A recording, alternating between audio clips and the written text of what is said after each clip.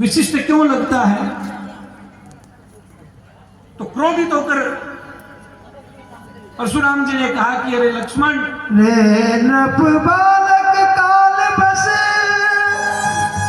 बोलत तो ही न संभार, धनु ही समति पुरारी धनु विदित सकल संसार, विदित सकल संसार।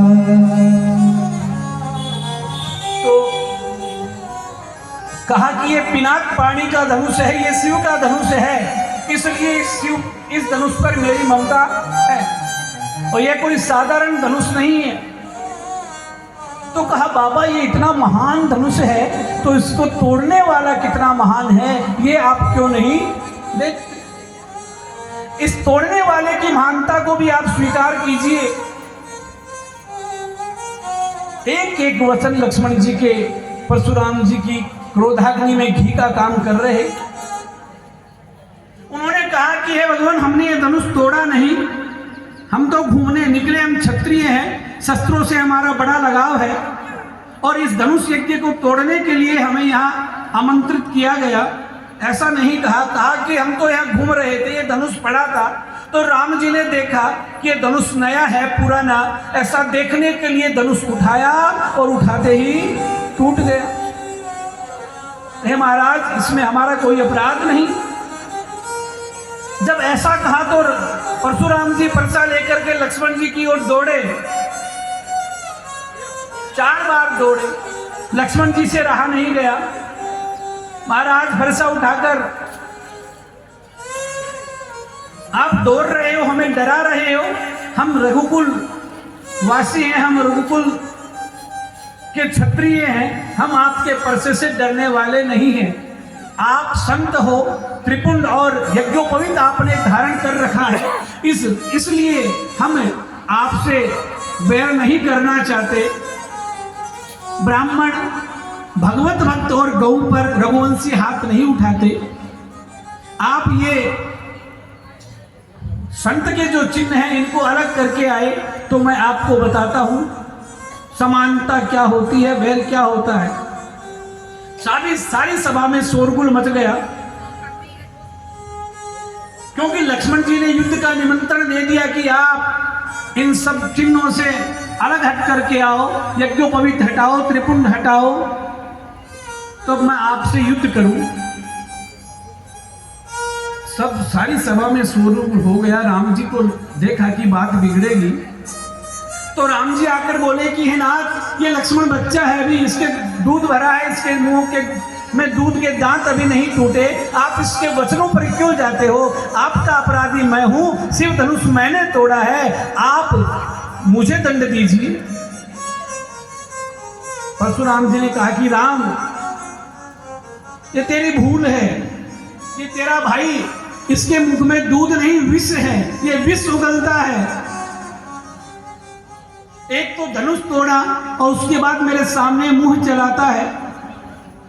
मुझे धनुष तोड़ने का इतना दुख नहीं है, लेकिन ये बालक जितना मेरे सामने मुंह चलाता है तो मुझे इस बात का भय है, ऐसे लड़के अगर विद्रोह पर उतर आएंगे तो इस पृथ्वी को क्षत्रियहीन करने वाले परशुराम का महत्व घट जाए।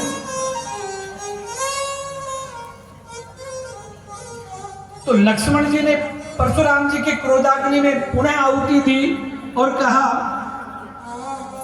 आप संत हैं, आपको क्रोध सुहाता नहीं, आप बार बार इस धनुष के टुकड़े को क्यों देख रहे हो? आपकी साधना में दोष है। आपको धनुष को तोड़ने वाला जो परम साक्षात ब्रह्म खड़ा है वो क्यों नहीं दिखाई देता? उस अखंड को देखने के लिए इसको देखने की बजाय इस खंड के सामने बार बार देख रहे हो। इतनी तो बात है, जनक जी कारीगर बुला ले, धनुष को वापस जुड़वा दे।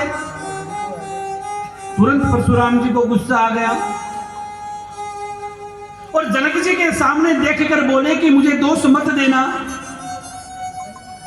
यह बालक बहुत बोलता है, यह वध के योग्य है, इसकी माता की गोद सुनी करनी होगी, इसे मुझे मारना ही होगा। मैं इसे न मारूं तो मेरा क्रोध व्यर्थ। ऐसा कहकर लक्ष्मण जी की तरफ परशुराम जी पर्चा लेकर दौड़े। लक्ष्मण जी ने पुनः उपदेश हाथ जोड़कर कहा कि मैं आपको उपदेश नहीं देना चाहता। क्रोध पाप का मूल है, पाप मूल अभिमान। तुलसी दया न छोड़िए जब लग घट में प्राण। कि पाप तो जो क्रोध है वो पाप का मूल है। क्रोध में कोई न कोई पाप व्यक्ति से हो जाता है। संत को तो क्रोध आना नहीं चाहिए। लक्ष्मण जी का यह उपदेश परशुराम जी को सहन नहीं हुआ। वे क्रोध में आए। बात बिगड़ती देखकर जब राम जी उनके समक्ष आ गए और आकर विनती की कि आपको श्राप देना है तो मुझे दीजिए। अगर श्राप देने से आपका क्रोध शांत हो जाता है तो मैं आपके सामने खड़ा हूं। अभी भी लक्ष्मण जी परशुराम जी को दूसरे ढंग से देख रहे हैं, चुनौती के ढंग से देख रहे हैं। परशुराम जी ने कहा, देख तेरे भाई के मनोभाव, देख तेरे भाई की जो क्रोध की ज्वाला है उस ज्वाला में मुझे किस तरीके से वो देख रहा है।